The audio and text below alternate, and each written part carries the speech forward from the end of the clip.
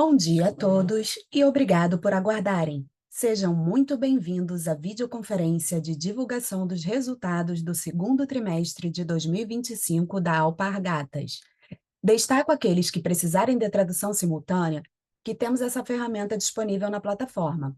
Para acessar, basta clicar no botão Interpretation através do ícone do globo na parte inferior da tela e escolher o seu idioma de preferência, português ou inglês.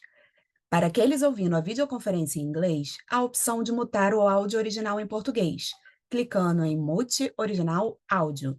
Informamos que esta videoconferência está sendo gravada e será disponibilizada no site de RI da companhia, ri.alpargatas.com.br, onde se encontra disponível o material completo da nossa divulgação de resultados. É possível fazer o download da apresentação também no ícone de chat, inclusive em inglês. Durante a apresentação da companhia, todos os participantes estarão com o microfone desabilitado. Em seguida, daremos início à sessão de perguntas e respostas.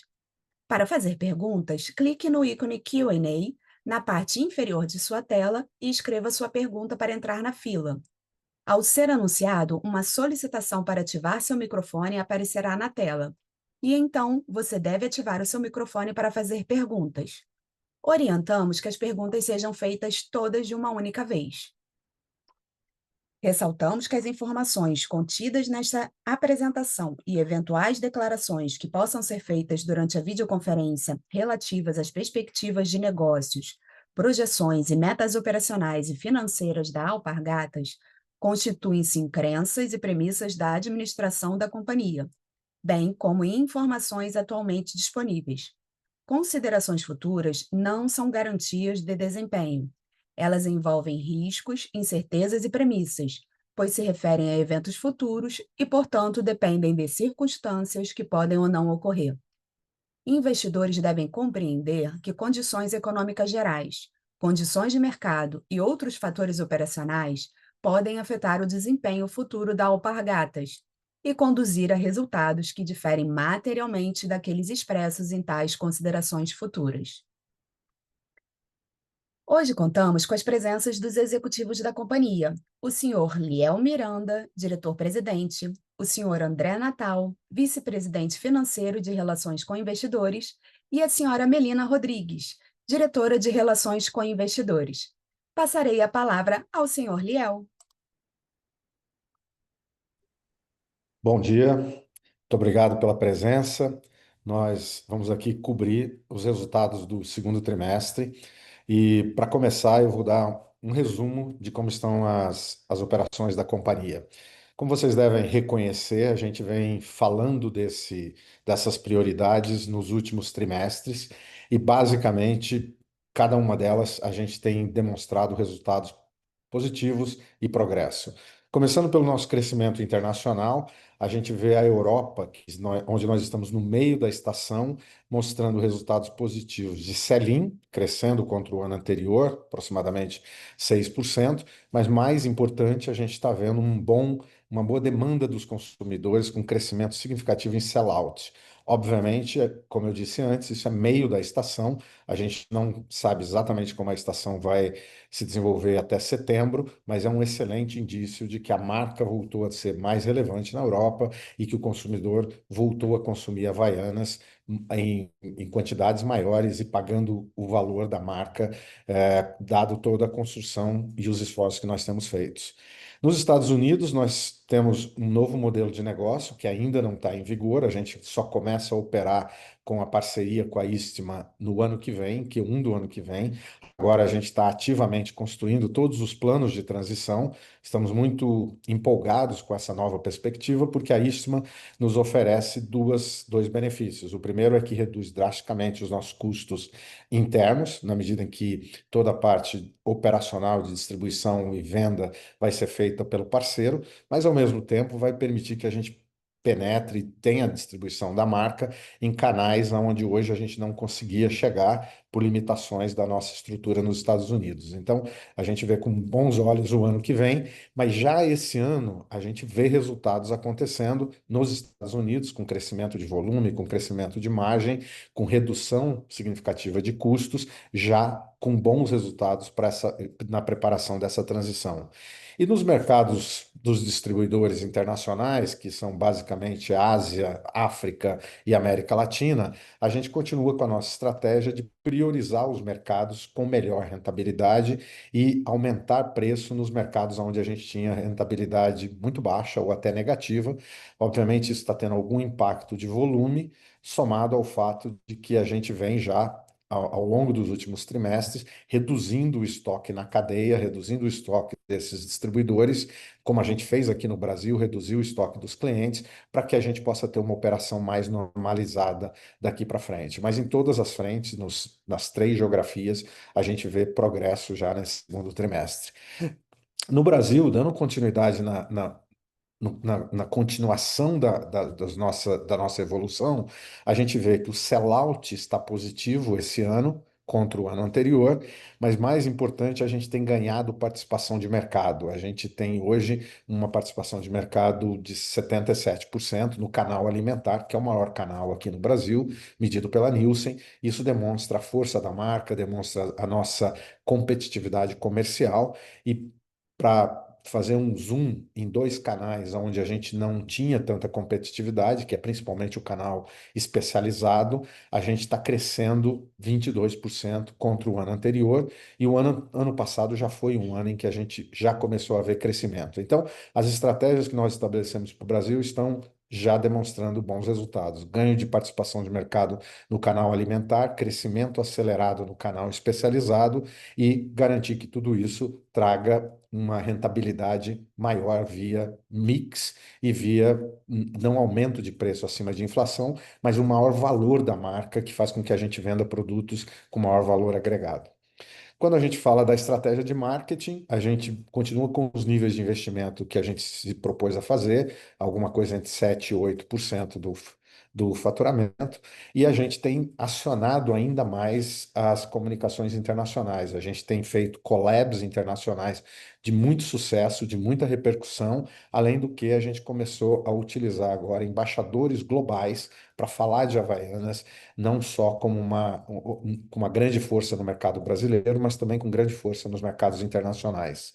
A gente, a gente acelerou muito a nossa estratégia de engajamento digital, e isso tem trazido bons resultados, porque a gente sabe que a geração Z e o novo consumidor, ele é muito guiado pelos produtos e pelas marcas que falam com ele no mundo digital, e a Havaianas voltou a estar nessa conversa em vários exemplos e eventos, e mostra a relevância da marca, mas mostra também a nossa capacidade de abrir novas audiências para a nossa marca. E a gente tem, como todos os anos, o lançamento da coleção, que aconteceu agora no segundo trimestre, e foi muito bem sucedido. A gente tem bons resultados de adoção dessa nova coleção pelos nossos clientes, o que deve trazer resultados continuamente bons para os próximos trimestres.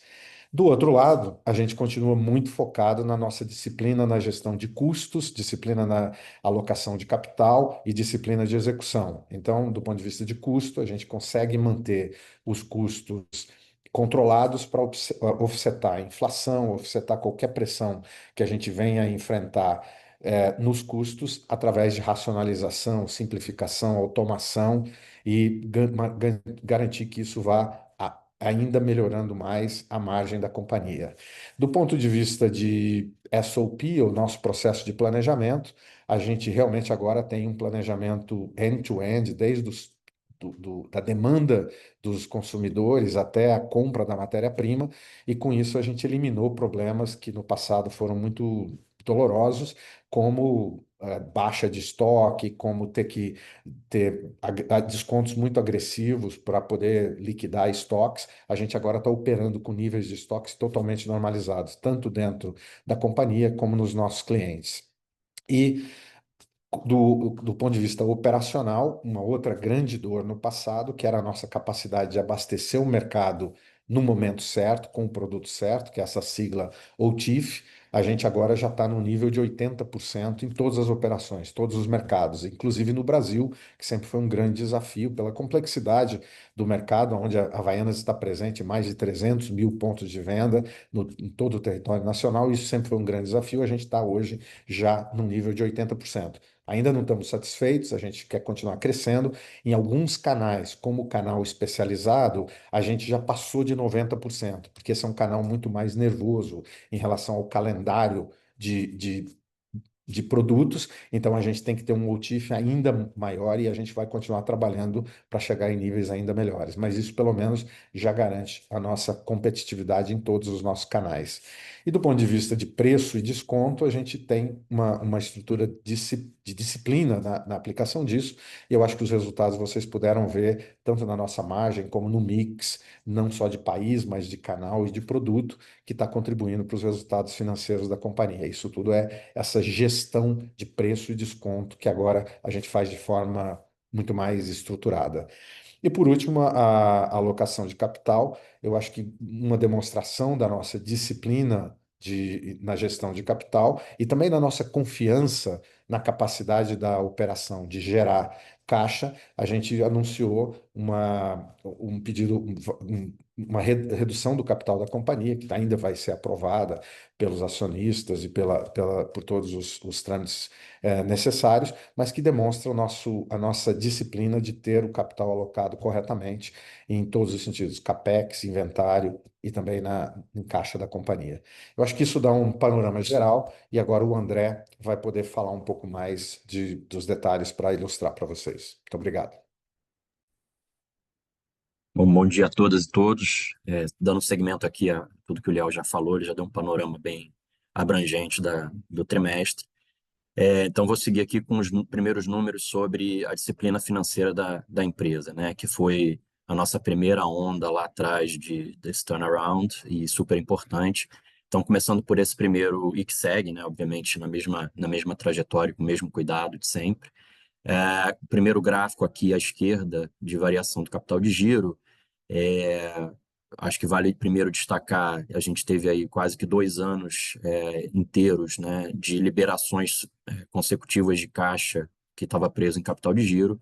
Isso, obviamente, não representava o ciclo normalizado da companhia, né, que pressupõe que ele vai ter flutuações de aplicações de capital de giro, depois reduções do capital de giro. Isso era muito mais uma expressão da normalização da situação original da companhia, né? De muito estoque, de um ciclo de caixa extremamente longo, né? Quando a gente olha agora o segundo trimestre em particular, a gente vê esse consumo aqui de 103 milhões, isso por um efeito sazonal, a maior parte, esmagadora maior parte desse movimento está ligado ao acúmulo de matérias-primas, né? Na sequência, ao longo do terceiro trimestre, a gente normalmente eleva o nível de produção para então nos prepararmos para o verão, né, para a temporada do quarto tri. Então, esse é um movimento absolutamente normal da nossa dinâmica de capital de giro.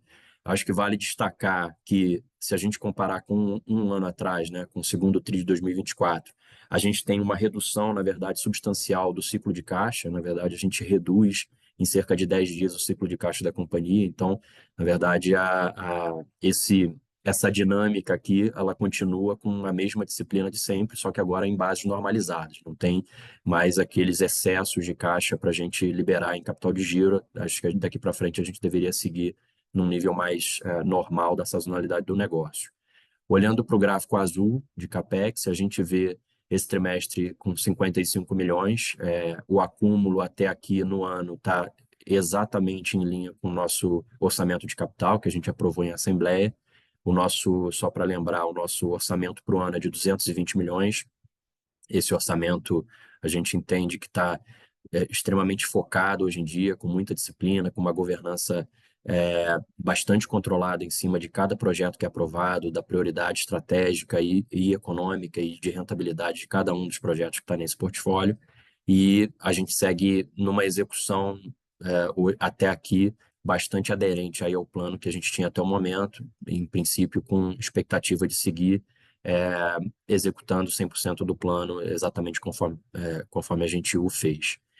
Olhando para o gráfico verde, a gente vê o fluxo para o acionista, né, que continuamos numa trajetória positiva aqui de geração líquida de caixa, né, na operação. Aqui já é um gráfico que expressa a geração operacional, mas já após investimentos. Acho que vale destacar um ponto muito importante, que esse gráfico ele também está deduzido das amortizações de dívidas. Então, a gente só nesse trimestre fez uma amortização de quase 180 milhões de reais. A gente tem esses números detalhados aí no release, nas DFs, mas também ao longo desse último ano e meio, a gente fez amortizações de quase 900 milhões, né? Estou arredondando aqui, mas 800 e alto. Então, esses números todos estão abatidos dessas amortizações, o que significa que, na prática, a operação gerou liquidamente números ainda superiores a esses que estão expressos no gráfico, né? E nesse trimestre não foi diferente. A gente foi capaz de amortizar uma parte importante dentro da nossa gestão de liability e reduzindo o custo de carrego, dado nossa posição confortável, mais confortável de caixa hoje, né? E por fim, nesse gráfico laranja, a gente vê aí, a gente segue numa trajetória de caixa líquido, né, após termos chegado lá perto de 3 vezes EBITDA, a gente hoje está numa posição muito sólida, muito confortável e, vale dizer, com uma situação muito mais, talvez, estável na nossa geração de caixa, na nossa capacidade de geração operacional, como o gráfico da esquerda demonstra. Então, a reboque disso aqui que a gente nessa altura propôs uma redução do capital, como o Léo já antecipou, e que a gente anunciou ontem, foi aprovada pelo nosso conselho, no valor de 850 milhões de reais. Isso tem a ver com esse nível de caixa líquido, esse excedente de caixa, que a gente entende que é absolutamente possível da gente distribuir parte dele, sem que isso comprometa de forma alguma a nossa capacidade de investir no futuro. Passando para o seguinte, então aqui a gente consegue ver um panorama global da nossa performance, tanto em volume quanto em receita, né? Então, o nosso volume nesse trimestre, contra um ano atrás, ele cai 6%. Boa parte desse movimento é explicado por um phasing no Brasil, que a gente explicou aqui amplamente no primeiro trimestre, que a gente fez uma antecipação de volume de sell-in, com vistas a reduzir os efeitos que a gente historicamente tinha de redução de share na virada de coleção, o que, de certa forma, aconteceu. A gente, na verdade, avançou, a gente deixou de perder, como historicamente acontecia, e acabou ganhando share, né? Cerca de 2,5 pontos de share no canal alimentar. A gente acredita muito em função dessa decisão tática que a gente tomou. Obviamente que a gente já tinha antecipado que, na sequência, a gente faria um ajuste do sell-in para acomodá-lo mais próximo do sell-out. Isso já aconteceu aqui, depois eu mostro mais detalhes do número de sell-out. Mas isso é o principal driver desse número global. Falando rapidamente dos Estados Unidos, né, a gente tem uma expansão importante de volume de 30%. Eu acho que vale lembrar que no primeiro trimestre a gente tinha feito o movimento oposto, a gente tinha feito uma venda cerca de 30% menor do que um ano antes, por conta de uma redução substancial do que a gente vendia nos canais off-price. Então, quando a gente olha agora, se a gente olhar o semestre inteiro, ele é flat em relação ao ano anterior, mas com uma qualidade de venda e de margem bastante melhor, porque a gente, ao reduzir o volume de off-price, a gente acabou tendo essa contrapartida, de alguma forma, em maiores volumes a full price no segundo trimestre, o que é favorável para as receitas e para as margens da operação americana. Quando a gente olha a Europa, que é certamente um ponto de atenção que a gente, né, olha com bastante cuidado pela relevância do mercado europeu para a marca e para nós, a gente vê de novo um resultado de 6% de expansão no nosso sell-in. Lembrando que no primeiro TRI já tínhamos expandido cerca de 5%, então a gente segue numa atuada positiva. A notícia boa é que nos últimos meses, né, a gente vê um sell-out também performando bem, o que nos dá, ainda é cedo para a gente cravar alguma posição sobre o total da temporada, mas pelo menos nos dá uma visibilidade de que o sell-out performa também, o que pode criar uma possibilidade dos replenishments também serem favoráveis e a gente conseguir fazer uma temporada de crescimento. Esse é uma coisa que a gente vai seguir observando, mas é super importante para a gente como descompressão da nossa escala operacional na Europa. Por fim, No mercado de distribuidores, que abrange aqui uma geografia bem ampla, né? América Latina, África, Middle East, Ásia, Oceania, a gente vê uma contração. Essa contração de 30% ela é bem em linha com a que a gente já tinha visto no primeiro trimestre, e ela tem talvez algumas diferenças aqui geograficamente, né? Primeiro, na Ásia, é uma contração, a gente acredita, muito por conta de uma desestocagem da cadeia, a cadeia ainda seguia estocada. Esse movimento já vinha em curso no primeiro trimestre, então, se a gente olhar o semestre inteiro, pelo que a gente monitora, houve uma desestocagem de cerca de 3 meses, um pouco mais até, do estoque que existia no trade, o que é importante para fins da gente ir fazendo essa limpeza. Esse é um movimento que já aconteceu em outras geografias, aconteceu fortemente no Brasil, só que mais cedo, mas segue em curso lá. Então, o que indica que, na verdade, a performance do sellout foi melhor do que essa que a gente está vendo aqui nos números de sell-in. E, por outro lado, na América Latina, sobretudo, a gente vê parte dessa contração de volume sendo resultante da nossa melhor priorização de rentabilidade em certos mercados. Então, a gente tem ajustes de preços que melhoraram nossa rentabilidade e com uma contrapartida em volume, mas com um saldo final positivo para a companhia, né? A gente não quer fazer volume por fazer, a gente quer fazer volumes rentáveis, e isso segue na nossa estratégia já declarada aqui de priorização. Podemos seguir.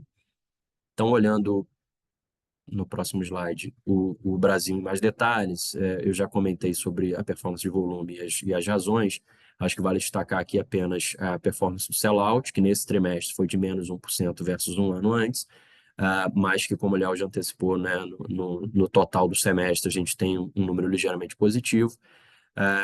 E com isso a gente começou a desestocagem que a gente havia feito no primeiro trimestre, por conta da tentativa de virar a coleção sem perder market share, o que aconteceu, e aqui a gente começa a drenar parte desse estoque que foi acumulado no primeiro trimestre. A gente vai seguir fazendo esse tracking, a gente faz isso mês a mês, com muito detalhe, para entender as nossas performances de sell-in, como é que elas afetam isso, e para que a gente continue com uma estratégia que não mudou, da gente seguir com sell-in em linha com sell-out em janelas longas, né? Em janelas curtas pode haver flutuações, mas em janelas maiores a gente quer que ambas as métricas sigam alinhadas. Seguindo, quando a gente olha a margem bruta no Brasil, ela segue com uma evolução importante. Esse gráfico aqui, o histórico, ele tem, como a gente sabe, no passado, alguns momentos a gente teve write-offs significativos. Então, se a gente fizer um ajuste lá, por exemplo, do segundo tri de 2024, ainda assim, por write-off, a gente ainda assim teria uma evolução de 2 pontos percentuais de margem bruta, o que é importante, porque isso vem apesar de um volume menor do que, né, 5% menor, como a gente viu, do que um ano antes. Então, mesmo com volumes menores, a gente segue com margens mais robustas, o que é bastante importante, é resultado dos nossos ganhos de produtividade, enfim, de todas as medidas de eficiência e simplificação que a gente vem implementando. Seguindo, a gente vê aqui as despesas, né? As despesas a gente apresentou aqui de uma forma a separar, né, em 3 blocos. Primeiro, as despesas fixas que estão nas barras, elas estão aqui em termos reais, para que a gente possa acompanhar em bases comparáveis. A segunda parte está na linha verde clara, que é onde a gente olha as despesas variáveis como percentual da receita, e depois a linha verde escura, que é a linha de marketing, também com percentual da receita. Então, o que a gente vê é que há uma normalização do marketing, né? Aqui sempre tem algum phasing, mas ele se normaliza num patamar que a gente acredita saudável, que é né, por volta de 8% da receita. Isso tem flutuações também, mas é por volta desse número que a gente acredita ser saudável num prazo longo. E quando a gente olha tanto para as despesas variáveis quanto para as fixas, a gente vê uma descompressão importante do ponto de vista da eficiência. Eu acho que vale aqui fazer uma comparação só para fins de interpretação do que né, isso vem representando. Se a gente comparar com um ano atrás, que já era uma base menor do que o passado, né, a gente vê uma melhora do nosso EBITDA por par, por volta de R$ 1,7 por par, né? E isso apesar de um volume razoavelmente menor. Então, se fosse só pelo efeito de perda de escala, a gente teria é, reduzido, né, reduzido o nosso EBITDA por par, e na verdade ele aumenta 1,7. Isso, cerca de R$ 2,3 por par, vem a reboque de maior eficiência na operação, o que a gente acha muito importante para a gente seguir, não só com descompressão das margens brutas, mas com melhoras sequenciais do nosso EBITDA, o que vem acontecendo, né? A comparação no gráfico da direita, a gente vê a comparação com um ano atrás, ela é muito relevante e ela vem a reboque, a despeito de menores volumes. Quando a gente segue no próximo gráfico para ver o internacional, eu já expliquei as dinâmicas de volumes, acho que vale aqui só destacar que existe uma melhor composição, né, de geografias, com esse crescimento maior na Europa e nos Estados Unidos, né, e com expansões de receita. Obviamente que aqui nessas receitas tem um efeito cambial também favorável, mas mesmo que a gente retire os efeitos cambiais, a gente mostra aqui a expansão da receita limpa de efeito em moeda constante, ainda assim a receita sobe, apesar de uma contração de volume de 10%. Então, isso tem, em parte, a ver com o que eu expliquei antes da nossa priorização de volumes com maior rentabilidade, com preço por par mais aderente ao posicionamento da marca. Na sequência, a gente vê as despesas, desculpa, a margem bruta no internacional, que segue numa trajetória aí bastante linear de melhora sequencial, ah, chegando agora a 70%, que são níveis já comparáveis com aqueles lá de 2022, 2023, o que também simboliza um reflexo do nosso ganho de eficiência, produtividade fabril e operacional no tempo. Passando para o gráfico de despesas, a gente vê no mesmo formato aqui uma redução importante também das despesas fixas que a gente né, tem na operação internacional como um todo. Isso vem sendo um foco importante da nossa atenção. E mesmo quando a gente olha as despesas variáveis, como percentual da receita, elas também caíram aí cerca de 4 pontos percentuais quando a gente compara lá com o pico em 2023. Isso também tem sido muito importante para a gente reganhar a tração no EBITDA. É óbvio que na operação internacional, para a gente recompor os níveis de EBITDA, de margem EBITDA que a gente já teve no passado mais distante, a gente ainda conta com uma continuidade dessa expansão de volume, mas não podemos fechar os olhos também para essa evolução sequencial, né? Contra um ano atrás, a gente no segundo trimestre estava fazendo uma margem EBITDA negativa no internacional e hoje a gente voltou para um patamar aqui de 14%, o que já é bem mais saudável e a gente acredita ter muito espaço ainda para descompressão de escala no tempo. No seguinte, então, a gente vê a evolução que também sequencialmente vem bastante robusta na Rothy's, né? Aqui a gente apresenta o EBITDA em 12 meses, ele sai de um patamar de menos 24 lá alguns anos atrás para mais 21 milhões de dólares nesse segundo trimestre, olhando para 12 meses. Então, é uma evolução importante. A gente segue com uma coleção que funciona, com um time engajado, com tração no mercado.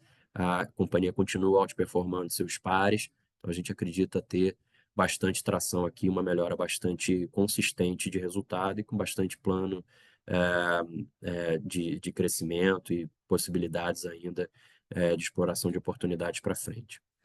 Eu vou parar aqui e a gente vai, a partir daqui, abrir para as perguntas e respostas. Obrigado. Agora começaremos a sessão de perguntas e respostas. Lembrando que para fazer perguntas, vocês devem clicar no ícone Q&A na parte inferior da tela e escrever a sua pergunta para entrar na fila. Ao ser anunciado, uma solicitação para ativar seu microfone aparecerá na tela. E então você deve ativar o seu microfone para fazer perguntas. Solicitamos, por gentileza, que as perguntas sejam feitas todas de uma única vez. Vamos à nossa primeira pergunta.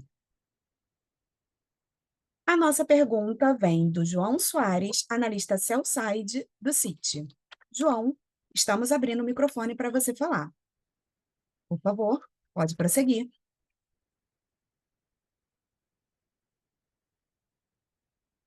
Opa. Bom dia, tudo bem, pessoal? Parabéns pelos resultados, parabéns aí com todo o trabalho. Eu tenho algumas perguntas rápidas aqui. Olhando esse desempenho da operação internacional, acho que é sempre bom a gente. Agora, muitas coisas aconteceram, né? Vocês fizeram um acordo com o Eastman Group no US, vocês estão olhando, né, MDI priorizando as geografias.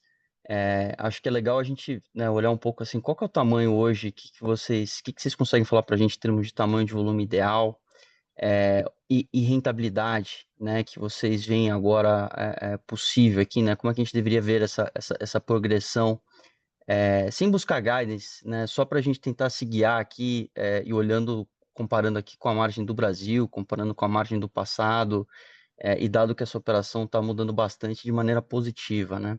E aí, duas outras rápidas aqui do meu lado. A primeira é em relação à alavancagem, né? Após essa redução de capital, o que que vocês acham que é o nível ideal aqui, né, Natal e Liel, pensando na estrutura de capital ótima da companhia?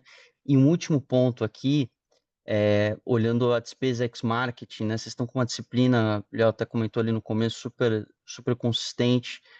Entender assim, se isso aqui é sustentável, eu entendo que sim, mas só para entender se isso aqui a gente deveria ver algum aumento ao longo do tempo, se tem outras oportunidades. Enfim, essas são as perguntas aqui. Obrigado, pessoal.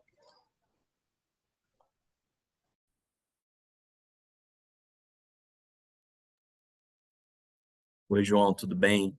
Obrigado aí pelas perguntas e pelos elogios também. Então vamos lá, uma por uma aqui. Assim, do ponto de vista de volume e rentabilidade internacional, obviamente a gente não dá guidance, então vai ser, talvez eu te frustre de não te dar uma expectativa, um número para isso. Mas acho que talvez qualitativamente o que dê para comentar é que, primeiro, nos Estados Unidos a gente não quer criar agora uma expectativa exacerbada, né? A gente está começando a parceria, mas a gente acredita bastante que a capilaridade, o conjunto de marcas já detidas, né, já operadas pelo nosso novo parceiro, a presença e o histórico que eles têm um track record de mais de 80 anos em operação no mercado americano, isso deveria ser um driver importante para a gente acessar. Você lembra que o nosso produto é um produto que boa parte do consumo é por impulso, então estar bem distribuído é muito relevante e a gente acredita que a gente deve conseguir estar melhor distribuído a partir dessa parceria. Então, a gente tem uma expectativa de que, sem nenhum número, a gente, mesmo para a gente mesmo, a gente não tem um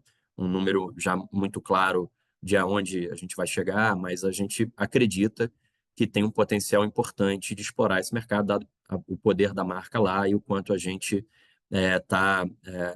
o quanto esse poder de marca está não traduzido em volume ainda. Então, a gente acredita que maior distribuição vai direcionar mais volume.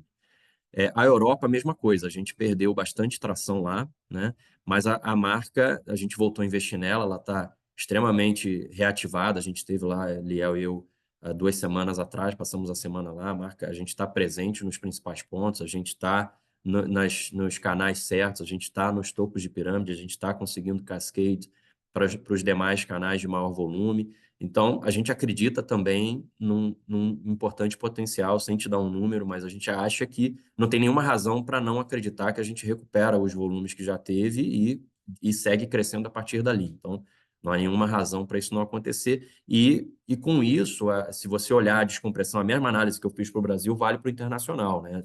Mais de 100%, né, da redução de EBITDA por par que a gente tem versus 2021, por exemplo, muito mais de 100%, é explicado pela contração de escala. A parte da eficiência, na verdade, melhorou. Então, se você levar isso ao limite, a gente deveria acreditar que, na medida que a gente recupera a mesma escala que já teve, por exemplo, em 2021, 2022, a gente deveria conseguir ver margens melhores, porque a eficiência da operação é maior hoje do que era naquele momento. O que é menor é o volume. Então, na medida que a gente consiga diluir mais custos fixos, despesas fixas, a gente deveria ser capaz de observar margens melhores até do que as históricas. De novo, sem te dar guidance, mas a gente acredita que a dinâmica deveria ser de recuperação de top line e crescimento, portanto, de margem unitária. E nos mercados da Ásia, sobretudo, a gente está passando ainda esse período, como você citou aí na pergunta, de limpeza de inventário na cadeia. Então, é um ciclo que a gente está talvez um passo atrás, mas que na medida que isso ocorra, a gente também não tem razão para acreditar que a gente não siga crescendo o volume, chegando às margens melhores até do que a gente já teve no passado e comparáveis com outros peers, né, que têm margens bastante melhores do que a nossa no mercado de calçados globalmente. Então, de novo, não vou te dar um número, mas a nossa crença é de que o internacional está direcionado para uma recuperação consistente de volume. A gente já está vendo isso nos Estados Unidos em certa medida e na Europa. Acredito que vai ver na Ásia em algum momento, e isso vai drivar margens melhores. Do ponto de vista da alavancagem, a gente acredita que deveria ter alguma, né? A gente não acha que era eficiente carregar uma posição caixa líquido, né, permanentemente. A gente acha que foi, já falei isso aqui outras vezes, foi muito importante a gente chegar a uma posição de caixa líquido, a gente fazer isso, né, saindo lá chegamos a bater 3 vezes num mês específico, mas conseguimos trazer de volta para uma posição caixa líquida. Era muito importante fazer isso naquele momento em que a operação não estava normalizada, que os crescimentos não estavam claros, que a gente não tinha tanta confiança ainda na consistência da geração de caixa da empresa. Agora que a gente acredita que algum nível de alavancagem é saudável. O nível que a gente está buscando agora com essa redução de capital, ela não esgota a nossa capacidade de investir ou mesmo de alavancar um pouco mais se alguma coisa for necessária para frente, né, com as flutuações de caixa, ou mesmo para futuras novas distribuições, quando for o caso. Mas a gente acredita que esse nível aí, perto de uma vez, né, é um nível bastante... Ele é abaixo do ótimo matemático, mas ele é talvez perto do ótimo lógico que a gente deveria ter dentro de um trade-off entre ter uma estrutura de capital otimizada e ter também uma cautela com não adicionar risco demais à operação, dado que sempre a gente pode ter alguma flutuação, seja do EBITDA ou do caixa líquido ou do caixa da empresa. Então, com isso, a gente acredita que esse nível aí, por volta de uma vez, é um nível saudável, né? Não é um target duro, mas com essa redução de capital, a gente deve ficar até aquém desse nível ainda, né?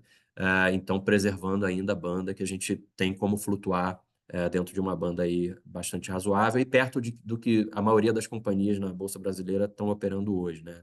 As companhias operam aí, na maioria, entre uma vez e meia. A gente acredita que perto de uma vez é bom o suficiente, tá? Mas não há, só para deixar claro, não há um target duro dentro da companhia sobre qual é a alavancagem certa, né? A gente tem um ballpark que a gente acredita bastante plausível de carregar. E sobre a questão da despesa, é totalmente sustentável. As coisas que a gente fez não foram paliativas. Claro que lá em 2023 a gente deixou isso claro, a gente precisou fazer ajustes rápidos e alguns deles, não todos, eram paliativos, sim, porque eram necessários como medida cautelar, vamos dizer assim, medida, né, de precaução, dada a situação de alavancagem que era mais preocupante naquele momento. De lá para cá, a gente fez ajustes muito mais estruturais, de simplificação, de processo, enfim, de racionalização do uso de recursos, e isso nos trouxe a um nível de despesa que é claramente menor do que já foi no passado e que a gente acredita que vai seguir numa toada, né? Mesmo com a pressão inflacionária sempre existe, né? E o nosso modelo mental e operacional daqui para frente vai ser de sempre buscar oportunidades, né? De ir contrapondo as pressões inflacionárias e seguir ganhando eficiência no tempo, né? Nenhum movimento de solavanco, mas o movimento de simplificação é uma agenda permanente da companhia. Eu tenho uma área aqui dentro da área financeira, mas que atua, obviamente, em coordenação com todas as áreas da companhia, porque isso é um objetivo de toda a companhia, que permanentemente busca oportunidades da gente ser mais racional no uso dos recursos, né? Então, isso é totalmente sustentável, a gente acredita que vai seguir buscando novas oportunidades permanentemente daqui para frente, tá legal? E obrigado aí de novo pelas tuas perguntas.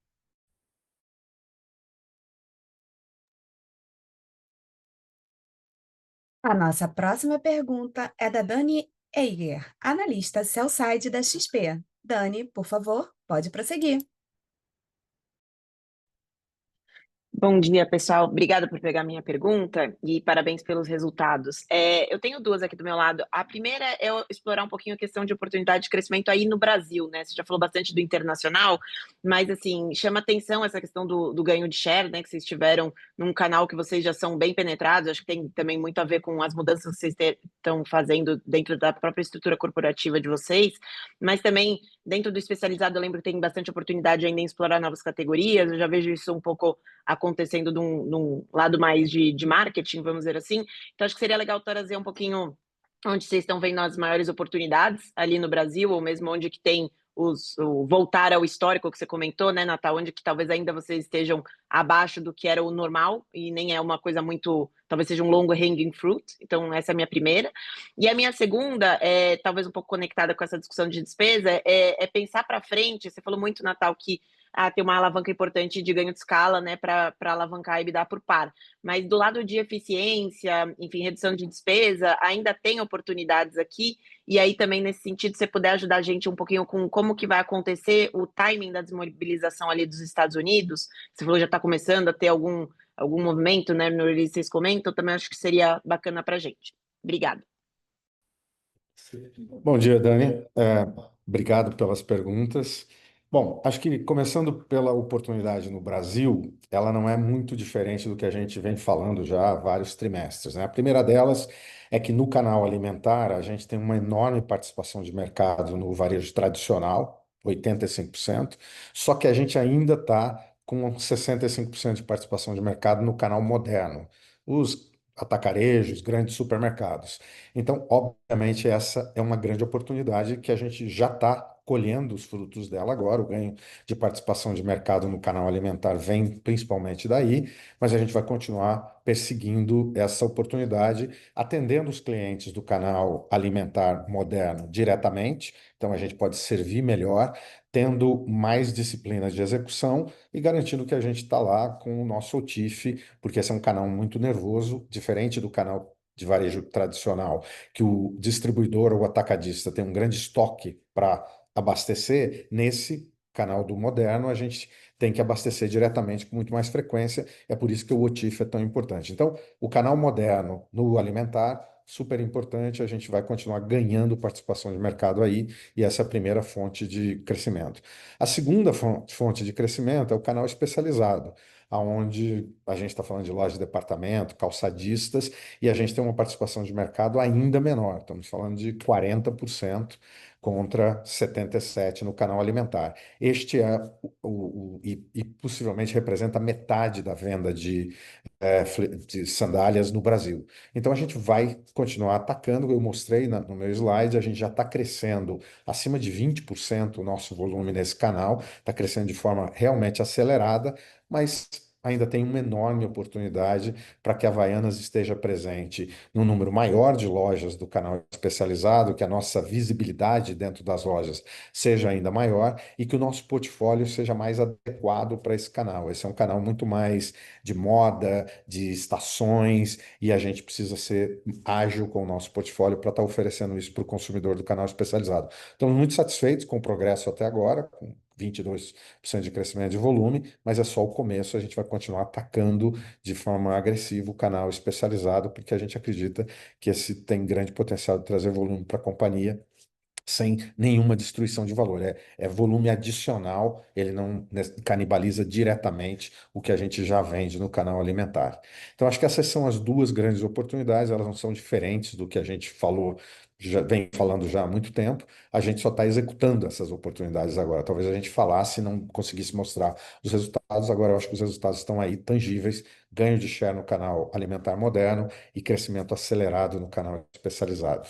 Quando a gente fala de eficiência, como o André falou, isso é agora parte da nossa cultura. A gente fez um grande ganho de eficiência na transição de 2023-24, porque ali era necessário, digamos, uma intervenção para que a gente voltasse a ter custos mais condizentes com o nosso nível de faturamento, com o tamanho da companhia. A partir de agora, a gente vai sempre dar continuidade nessa agenda, e é uma agenda de eficiência via simplificação, via automação e buscar melhores alternativas para o uso do dinheiro, a fazer o dinheiro trabalhar mais para a gente. A gente talvez tenha Vou citar um exemplo só do tipo de iniciativa que a gente está falando. A gente tem um Shared Services, que é aquele time que faz todo o trabalho mais manual, repetitivo, de back-office da companhia. Ele era terceirizado, a gente está internalizando isso vai ter um custo menor, mas mais importante do que um custo menor, isso vai permitir com que a gente continue fazendo ainda mais atividades que hoje são feitas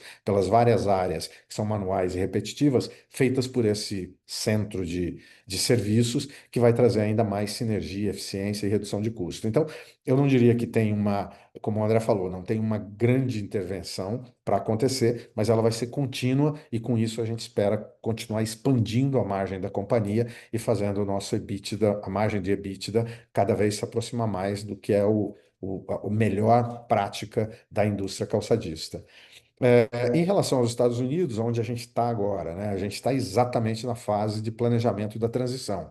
A gente assinou o contrato em maio, essa transição começou em junho, a gente está construindo o plano para 2026 junto com o nosso parceiro, com o Istman, para decidir exatamente qual o volume que a gente vai planejar, em que canais, através de que tipo de distribuição e com que tipo de ativação de marketing. É importante lembrar que nos Estados Unidos a responsabilidade de construção de marca e gestão da marca Havaianas continua com a Alpargatas. A gente vai ter um time de marketing nos Estados Unidos, garantindo os investimentos necessários, garantindo o foco necessário para dar continuidade na construção de marca e essa parceria do ponto de vista de venda, distribuição e execução em loja com a Istma. Então a gente está exatamente no meio desse processo. A gente deve finalizar esse planejamento no Q3, para que aí, a partir do Q4, a gente comece, de fato, a transição e, a partir de janeiro de 2026, esse é um novo modelo de operação. Espero ter respondido as suas 3 perguntas. Excelente, foi super claro. Obrigada, Eliel, e parabéns pelos resultados. Nossa próxima pergunta é do Joseph Giordano, analista sell-side da JP Morgan. Joseph, por favor, pode prosseguir.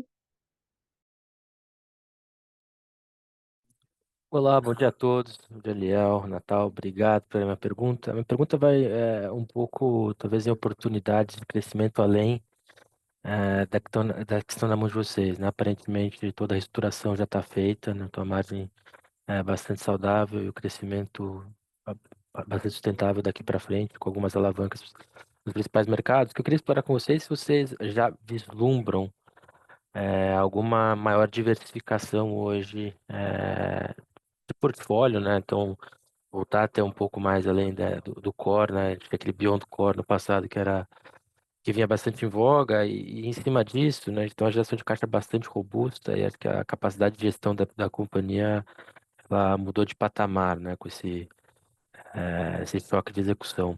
Então eu queria explorar com vocês se vocês já enxergam talvez a oportunidade de alavancar mais marcas e mais produtos nessa plataforma que vocês construíram, principalmente perímetro Brasil e talvez lá fora. Muito obrigado. Obrigado, Joseph. Eu acho que a resposta hoje para mais marcas é não. A resposta para mais oportunidades de crescimento é absolutamente sim. Como é que a gente vê isso acontecendo, né? Acho que a gente falou muito disso.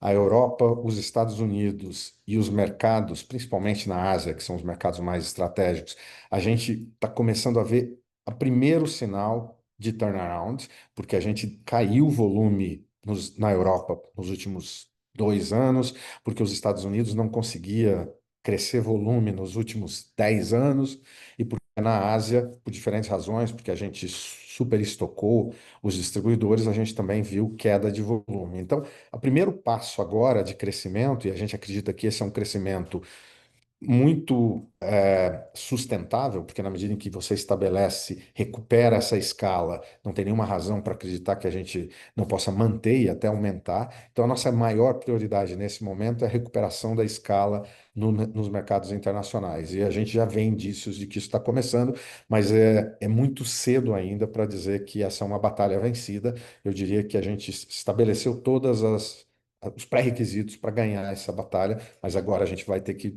pelos próximos meses, garantir que isso aconteça. No Brasil, na pergunta da Dani, também deixei claro que a gente fez o que a gente deveria fazer nesse início, mas ainda tem uma enorme oportunidade, principalmente quando a gente fala do canal especializado, onde a gente não tem uma boa distribuição, a gente não tem uma boa presença nas lojas e a gente não tem um portfólio adequado. E quando eu falo portfólio, não é beyond the core. A gente lança uma coleção por ano e esse canal, o canal especializado, ele opera por estação. Você precisa estar muito mais presente nas várias estações com novidades. A gente tem que chegar nesse estágio e a gente está se preparando para fazer isso. Então, ainda tem muita coisa para que a gente faça e muita oportunidade de crescimento absolutamente na estratégia atual, que é foco no core. Quando a gente falar de 2026 em diante, até 2030, a gente está trabalhando numa nova estratégia, porque na medida em que isso se consolida, obviamente a pergunta vem naturalmente, o que mais a companhia pode fazer para acelerar ou as avenidas atuais de crescimento ou para a abertura de novas avenidas. Mas essa é uma discussão que a gente só vai ter em 2026, quando a gente criar a estratégia 2026-2030. A gente está trabalhando nela, muito no início ainda, seria muito prematuro mencionar qualquer coisa.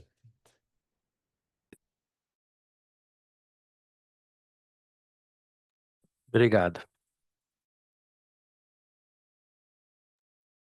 A nossa próxima pergunta é da Isabela Lamas, analista sell-side da UBS. Isabela, por favor, pode prosseguir.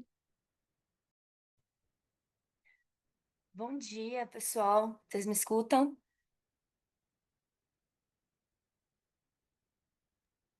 Sim, Isabela. Escutamos perfeitamente bem, Isabela, pode Perfeito, prosseguir. perfeito. Bom dia, obrigada pelo espaço aqui. Queria explorar dois pontos com vocês. Então, acho que, primeiramente, pensando nos mercados distribuidores, a gente vê que vocês continuam evoluindo bem nessa questão do reajuste das políticas comerciais, né? A gente também vê a desestocagem acontecendo bem forte. Vocês citaram aí 3 meses de redução, né? Se não me engano, principalmente ali na Ásia.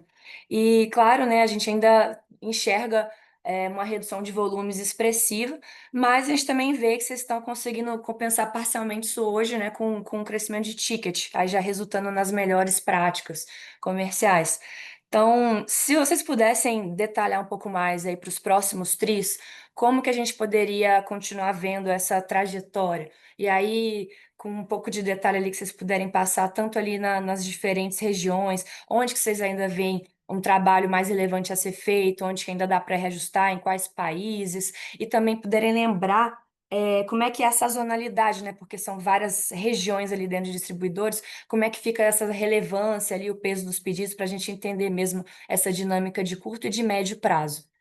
E aí o outro ponto, né, que seria relacionado ao pagamento de dividendos, né, que esse tri vocês retomaram aí com 60 milhões. A gente também entende que a redução de capital ela vai abrir um caminho aí para fazer distribuições ainda mais expressivas aí para frente. Então era meio que vocês puderem passar de clareza também o que vocês estão pensando em timing, né, em relevância também dessas próximas distribuições de dividendos. É isso, pessoal. Obrigada. Obrigado, Isabela. Eu vou pegar a primeira pergunta em relação aos mercados dos distribuidores internacionais e o André pode explorar a questão dos dividendos. Bom, os mercados distribuidores internacionais, você pediu um pouco mais de detalhamento, eles são três grandes geografias, né? A Ásia, que é o mais importante, onde a gente tem os mercados como Austrália, Filipinas, Indonésia, Tailândia, preços elevados, margens elevadas, uma marca percebida como a marca mais premium nesse segmento. E a gente está, nesse momento, fazendo exatamente o movimento que a gente fez no Brasil. A gente está trazendo os estoques dos clientes, dos distribuidores, para um nível adequado, para que aí a gente comece a entrar num ritmo de negócio que o foco passa a ser o sell-out e não mais o sell-in. A gente acredita que esse ciclo está chegando ao fim e que a partir de agora a gente deve começar a ver crescimento do sell-out. A gente já viu isso, inclusive, agora no Q2, principalmente em mercados como Indonésia e Filipinas, onde o sell-out está crescendo juntamente com a sazonalidade, com o verão que está acontecendo lá. Então, a Ásia, a gente está muito confiante que a gente tem uma marca muito sólida, com distribuidores muito fortes. Era uma questão de ajuste do modelo de negócio, de abastecimento, e a partir de agora a gente deve estar retomando o crescimento. Uma outra geografia é a África e o Oriente Médio. A gente tem aí mercados muito diferentes, porque a gente tem mercados com preço baixo e rentabilidade baixa. Isso também se parece um pouco com a América Latina, onde a gente tem mercados com rentabilidade baixa. Aí o nosso foco é absolutamente garantir que a gente tem preços condizentes com o posicionamento da marca. Como o André falou, a gente não tem nenhum interesse de crescer volume a qualquer preço em detrimento como um ofensor para a margem da companhia. Então a gente está saneando os mercados da América Latina e da África para garantir que a gente vai crescer naqueles mercados que oferecem a rentabilidade adequada e aonde não tem essa rentabilidade, que a gente vai aumentar preço com sacrifício de volume. A gente acredita que grande parte disso já foi feita, mas a gente vai continuar nesse movimento. Então, o que você descreveu como a estratégia no começo deve se perpetuar. A gente está sacrificando algum volume em mercados não estratégicos para garantir que a marca está bem posicionada com o preço certo, em todos os mercados onde a gente opera. A gente acredita que os próximos trimestres a gente vai continuar vendo essa evolução, com recuperação de volume na Ásia e com melhoria de margem para todos os mercados que a gente atende com distribuidor.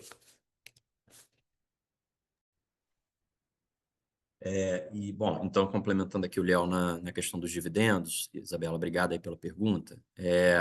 Primeira coisa importante a notar é que, como a gente não tem uma reserva de lucro histórica acumulada, então as distribuições futuras vão estar limitadas ao tamanho do lucro, certo? Porque, pela exigência legal, né, da lei das SA, a gente precisa ter um lastro de lucro do exercício ou de reserva para pagamento de dividendos ou para share buybacks, né? Então, e isso, inclusive, é um dos motivos por trás da gente fazer essa distribuição nesse momento via redução de capital, que aí ela pode prescindir dessa exigência de lastro de lucro.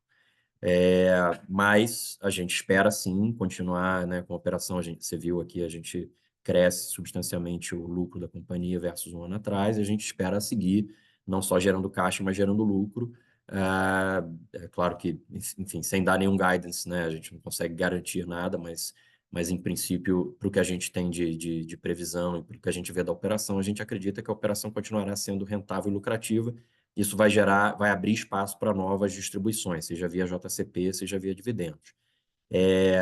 Eu acho que seria correto afirmar que a gente acredita numa companhia que volta a ser geradora de caixa e de lucro e pagadora de dividendos. Em média, no tempo, a gente deveria voltar para esse ciclo, que foi o histórico da companhia até aqui. É uma companhia bastante geradora de caixa, não tem nenhuma razão para acreditar em algo diferente disso. Agora, a definição de payout a gente vai fazer no tempo, a gente não vai se comprometer hoje com quanto do payout desse lucro, por exemplo, de 2025, a gente vai fazer, porque isso a gente vai seguir, obviamente, observando, né, a evolução da operação, as necessidades de investimento, as oportunidades que a gente tem, e a gente vai calibrando esse payout, tanto em face das oportunidades que a gente tiver, quanto em face também do nosso nível de apetite a risco dentro de um nível de alavancagem, que eu já comentei aí em perguntas anteriores, que a gente entende saudável. Então, o payout vai ser calibrado para que a alavancagem fique no patamar que a gente tem de correto e compatível com o que a gente tem para investir, para fazer o nosso crescimento, sustentar o nosso crescimento. A gente não vai perder nenhuma oportunidade que a gente entenda que seja accretive para o acionista, por falta de liquidez ou porque fez um payout maior do que devia. Então, essa vai ser uma gestão permanente, né? Dado que agora a gente vai ter, em princípio, lucro distribuível, a gente deveria fazer essa gestão do payout muito cuidadosa no tempo, tá legal? Super claro, pessoal. Obrigada aí, parabéns. A nossa próxima e última pergunta veio por escrito e ela é do Bob Ford, analista sell-side do Bank of America. A pergunta do Bob é: Bom dia a todos e obrigado por pegar minha pergunta. Como pensam em construir valor de marca em mercados internacionais, dado o número crescente de marcas licenciadas em chinelos? Bom, acho que o Bob se refere a uma tendência que é muito forte hoje, principalmente na Europa, de que o chinelo voltou à moda. Então, as Fashion Weeks que acontecem normalmente nesse período, em Paris, em Copenhague, Milão, elas estão colocando as grandes marcas de luxo com chinelo na passarela. A mídia social está absolutamente inundada de pessoas postando fotos com chinelo e mostrando que isso é a nova tendência, e naturalmente tem muitas marcas nesse segmento. A grande vantagem de Havaianas é que a Havaianas é a original do Brasil desde 1962. Nós somos a referência e o sinônimo de chinelo e sempre fomos. Então, essa tendência, na verdade, ela nos beneficia, porque ela faz com que mais pessoas que talvez até não considerassem usar chinelo em ocasiões sociais ou no dia a dia, passem a usar chinelo. Isso deve aumentar a nossa demanda, deve aumentar inclusive a nossa capacidade de vender produtos mais premium na Europa, nos Estados Unidos e inclusive aqui no Brasil. Então, a gente tem observado essa tendência muito de perto.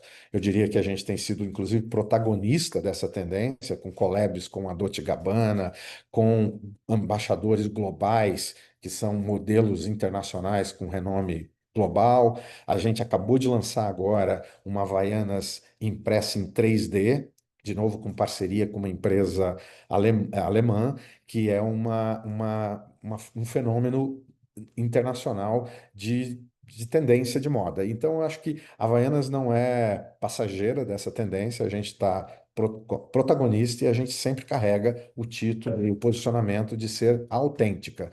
Todas as outras marcas, na verdade, são cópias de Havaianas, qualquer que sejam elas, porque a gente foi a original desde 1962. Então, a gente é autêntica em origem do Brasil, a gente é autêntico em produto, é a flip-flop reconhecida como a melhor, o produto mais agradável de se usar, e a gente é autêntico como marca e como preço. Então, a gente tem se beneficiado muito dessa tendência e a gente fica muito satisfeito que isso esteja acontecendo nesse momento em que a Havaianas está de volta ao mercado com marketing, com ativação e com produto em todos os mercados internacionais.